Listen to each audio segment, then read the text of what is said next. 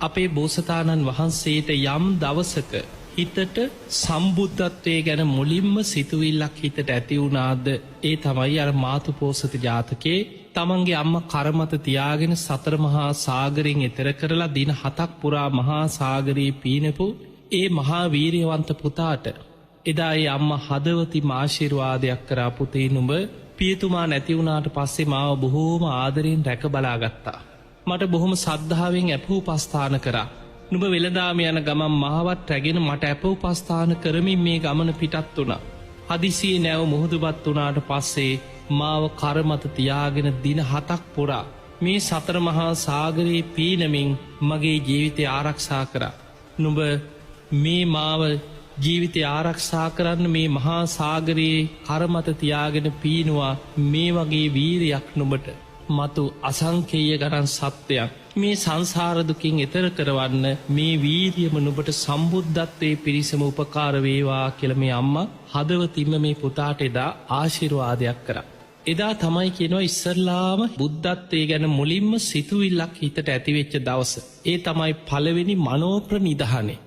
මනසින් බුදු බව ප්‍රාර්ථනා කරන්න මනසට සිතුවිල්ලක් හිතට ඇතිවෙච්ච දවස.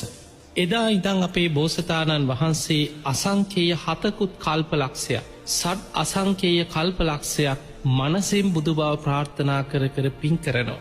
සසරේ පින්දහම් කරනවා, දෙමව්පියන්ට අපෝපස්ථාන කරනවා, අනුන්ට උදව්පකාර කරනවා, තමන් සතු දේවල් අනුන්ට දන් දෙනවා. මේ වගේ යහපත් දේවල් පින්දහම් කරමින් හදවතින් හිතේ ප්‍රාර්ථනාවක් කරනවා මට මේ රැස් කරගන්න පිනෙන් අනාගතයේ අසංකේය ගණන් සත්‍යයක් සංසාර දුකින් එතර කරවන්න මතු ලෝතුරා බුද්ධත්වයේම ලැබේවා කිය හිතෙන් ප්‍රාර්ථනා කරන.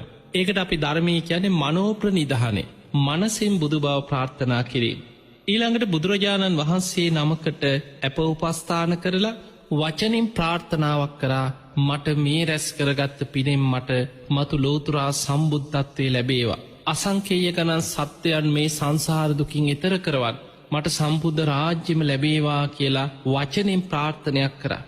එදා පටන් නවා සංකේය කල්පලක්ෂයක් අසංකේය 9කුත් කල්පලක්ෂයක් වචනෙන් බුදු බව ප්‍රාර්ථනා කරමින් සංසාරෙ පින් කරා කියලා. යහපත් දේවල් පින්දහම් අනුන්ට උදව්පකාර කරන දේවල් මේ වගේ පින්කම්ම කරා වචනෙන් ප්‍රාර්ථනා කරනවා හැම වෙලාවෙම මේ රැස් කරගන්න පිනෙන් මට අසංකේය ගණන් සත්‍යයක් සංසාර දුකින් එතර කරවන්න ලෝතුරා සම්බුද්ධත්වයේම ලැබේවා කියලා වචනෙන් ප්‍රාර්ථනා කරන.